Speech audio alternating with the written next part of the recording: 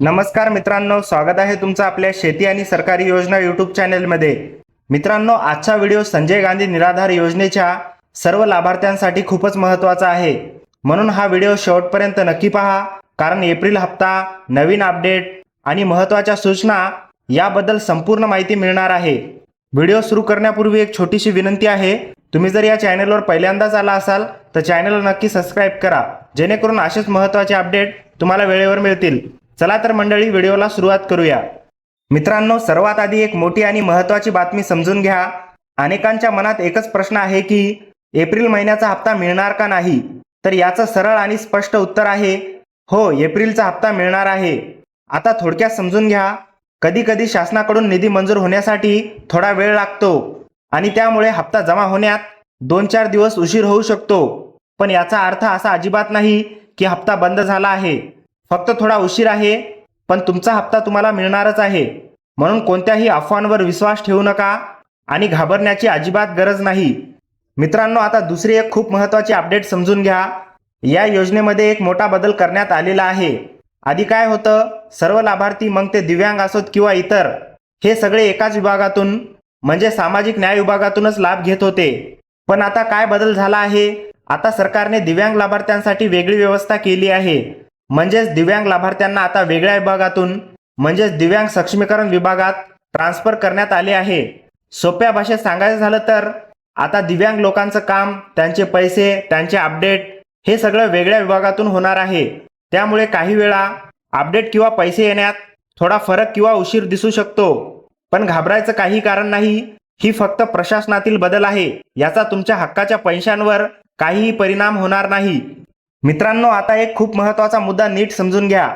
अनेकांना वाटतं की एप्रिल महिना म्हणजे फक्त हप्ता मिळण्याचा महिना आहे, पण खरं सांगायचं झालं तर एप्रिल महिना त्यापेक्षा खूप जास्त महत्त्वाचा आहे।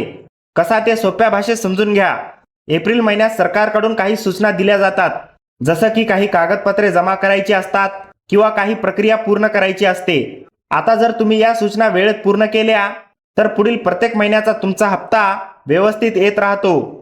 पण जर या सूचनांकडे दुर्लक्ष केलं किंवा वेळेत काम पूर्ण केलं नाही तर पुढे तुमचा हप्ता थांबू शकतो। म्हणून लक्षात ठेवा, एप्रिल महिना म्हणजे फक्त पैसे येण्याचा नाही, तर पुढे सतत पैसे येत राहण्यासाठी तयारी करण्याचा महिना आहे।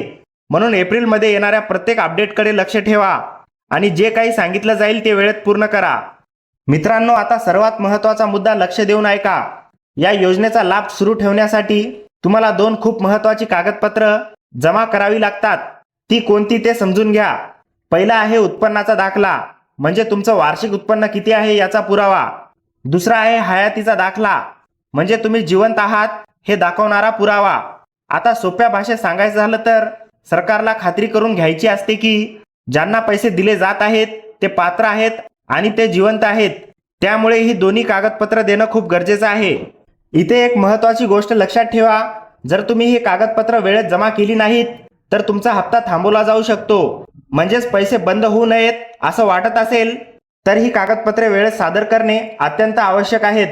म्हणून कोणतीही सूचना आली की लगेच कागदपत्र तयार ठेवा। मित्रांनो, आता एक खूप महत्त्वाची आणि दिलासादायक माहिती समजून घ्या। जर तुमचं वय 50 वर्षे किंवा त्यापेक्षा जास्त असेल तर तुमच्यासाठी सरकारने एक खूप मोठी सवलत दिली आहे। आधी काय होतं, सर्व लाभार्थ्यांना दरवर्षी उत्पन्नाचा दाखला द्यावा लागायचा, पण आता काय बदल झाला आहे ते बघा। 50 वर्षावरील लाभार्थ्यांना दरवर्षी उत्पन्नाचा दाखला द्यायची गरज नाही। त्यांना हा दाखला फक्त 5 वर्षातून एकदाच द्यावा लागणार आहे। सोप्या भाषेत सांगायचं झालं तर जर तुम्ही 50 वर्षापेक्षा मोठे असाल तर तुम्हाला वारंवार ऑफिसमध्ये जाण्याची गरज नाही। पण इथे एक गोष्ट लक्षात ठेवा, जे लाभार्थी 50 वर्षाखाली आहेत त्यांना मात्र दरवर्षी उत्पन्नाचा दाखला देणं आवश्यक आहे। म्हणजे नियम वेगळे आहेत। 50 वर्षावरील नागरिकांना 5 वर्षातून एकदा, 50 वर्षाखालील दरवर्षी। म्हणून तुमच्या वयानुसार नियम नीट समजून घ्या आणि त्याप्रमाणे काम करा। मित्रांनो, आता एक खूप महत्त्वाचा मुद्दा नीट समजून घ्या। कागदपत्र कधी जमा करायची याबाबत अनेकांच्या मनात गोंधळ आहे। साधारणपणे काय नियम आहे ते आधी समजून घ्या। उत्पन्नाचा दाखला आणि हयातीचा दाखला हे एप्रिल ते जून या कालावधीत सादर करावे लागतात। पण इथे सगळ्यात महत्त्वाची गोष्ट आहे, सध्या अजूनपर्यंत कोणतीही अधिकृत नोटिफिकेशन आलेली नाही। म्हणजे काय, आताच्या घडीला तुम्हाला कुठेही जाऊन कागदपत्र जमा करण्याची गरज नाही. अनेक जण घाईघाईत ऑफिसमध्ये जातात, पण तसं करण्याची अजिबात गरज नाही. आता कधी जमा करायची ते समजून घ्या. जेव्हा तुमच्या अधिकारी कार्यालयातून किंवा तहसील कार्यालयातून अधिकृत नोटीस येईल, तेव्हाच तुम्हाला कागदपत्रे जमा करायची आहेत. सोप्या भाषेत लक्षात ठेवा, नोटिफिकेशन येईपर्यंत काहीही करू नका आणि नोटिफिकेशन आलं की लगेच काम पूर्ण करा. यामुळे तुमचा वेळही वाचेल आणि त्रासही टळेल. मित्रांनो, आता एक खूप महत्त्वाची गोष्ट नीट समजून घ्या. अनेकांना वाटतं की या योजनेत नोटिफिकेशन आपल्याला मोबाईलवर SMS येईल किंवा पोर्टलवर मेसेज दिसेल, पण वास्तव काय आहे ते समजून घ्या. या योजनेसाठी तुमच्या मोबाईलवर SMS येत नाही आणि पोर्टलवरही नेहमी मेसेज येत नाही. मग माहिती कशी मिळते? यासाठी नोटिफिकेशन जिल्हाधिकारी कार्यालय किंवा तहसील कार्यालयाकडून प्रेस नोट स्वरूपात दिलं जातं. म्हणजे काय? ही माहिती स्थानिक स्तरावर जाहीर केली जाते, जसे नोटीस बोर्ड कार्यालय किंवा स्थानिक अपडेटद्वारे. सोप्या भाषेत लक्षात ठेवा, SMS ची वाट बघू नका. स्थानिक सरकारी नोटिफिकेशनकडे लक्ष ठेवा. त्यामुळे वेळेवर माहिती मिळेल आणि तुमचं कामही वेळेत पूर्ण होईल. मित्रांनो, आता सगळ्यांच्या मनातला सर्वात मोठा प्रश्न समजून घेऊया. एप्रिल महिन्याचा हप्ता नेमका कधी येणार? तर सध्या मिळालेल्या माहितीनुसार अशी शक्यता आहे की पुढील आठवड्यात हप्ता तुमच्या खात्यात जमा होऊ शकतो. पण इथे एक खूप महत्त्वाची गोष्ट समजून घ्या. आताच्या घडीला शासनाकडून अजून निधी मंजूर झालेला नाही. म्हणजे काय?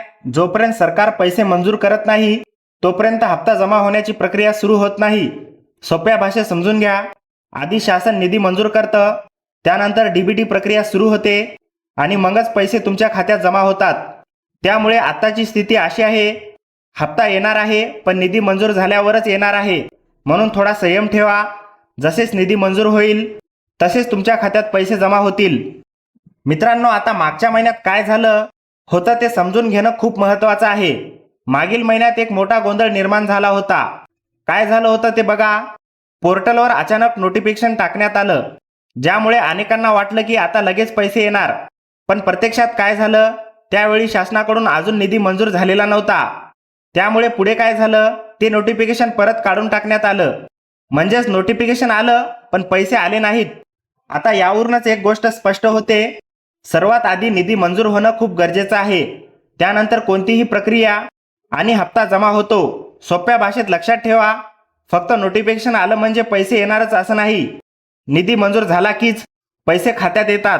म्हणून अशा गोंधळात पडू नका आणि फक्त अधिकृत अपडेटवरच लक्ष ठेवा. मित्रांनो, शेवटी एकदम क्लिअर आणि अंतिम अपडेट समजून घ्या. सध्या परिस्थिती काय आहे? आताच्या घडीला हप्ता देण्याची प्रक्रिया अजून सुरू झालेली नाही. कारण काय? शासनाकडून अजून निधी मंजूर झालेला नाही. आणि एक गोष्ट लक्षात ठेवा, जोपर्यंत निधी मंजूर होत नाही तोपर्यंत कोणताही हप्ता खात्यात जमा होणार नाही. म्हणजेच आधी निधी मंजूर होईल, मग प्रक्रिया सुरू होईल आणि त्यानंतर पैसे खात्यात येतील. त्यामुळे सध्या तुम्ही काय करायचं? अफवांवर विश्वास ठेवायचा नाही. फक्त अधिकृत अपडेटची वाट बघायची आणि जसे शासनाकडून अधिकृत माहिती येईल तसेच हप्ता जमा होण्यास सुरुवात होईल. म्हणून थोडा संयम ठेवा. पैसे येणारच आहेत, पण फक्त अधिकृत प्रक्रियेनंतरच येणार आहेत. मित्रांनो, ही माहिती तुम्हाला उपयुक्त वाटली असेल तर व्हिडिओला एक लाईक नक्की करा आणि ही माहिती जास्तीत जास्त लोकांपर्यंत शेअर करा, जेणेकरून त्यांनाही फायदा होईल. अशा सरकारी योजना आणि शेतीविषयक महत्त्वाच्या अपडेटसाठी आपल्या शेती आणि सरकारी योजना यूट्यूब चॅनेलला नक्की सबस्क्राईब करा आणि बेल आयकॉन दाबायला विसरू नका, म्हणजे प्रत्येक अपडेट तुम्हाला वेळेवर मिळेल. आणि जर तुम्हाला रोजच्या रोज मोबाईलवर शेती आणि सरकारी योजनांचे अपडेट हवे असतील तर व्हिडिओच्या खाली डिस्क्रिप्शन बॉक्समध्ये दिलेल्या लिंकवर क्लिक करा आणि आमच्या व्हॉट्सअप ग्रुपला जॉईन करा. तिथे तुम्हाला ताज्या अपडेट्स रोज मिळतील. धन्यवाद. जय